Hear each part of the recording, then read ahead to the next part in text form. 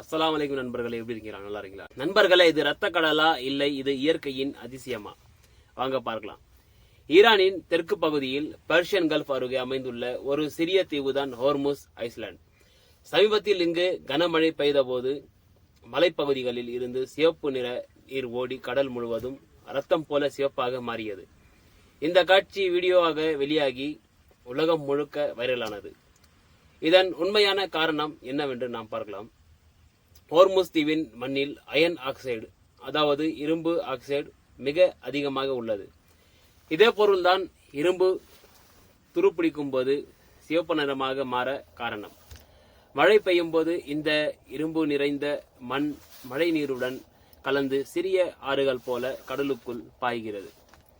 அதன் விளைவாக கடல் முழுவதும் சிவப்பு நிறமாக மாறுகிறது. நண்பர்களே, அதே போல் நாம் பொதுவா பார்க்கும் நம்ம ஊர்களில் உள்ள செம்மண்ணிலும் இதே அயன் ஆக்சைடு இருக்கு, ஆனால் குறைவான அளவில் இருக்கும்.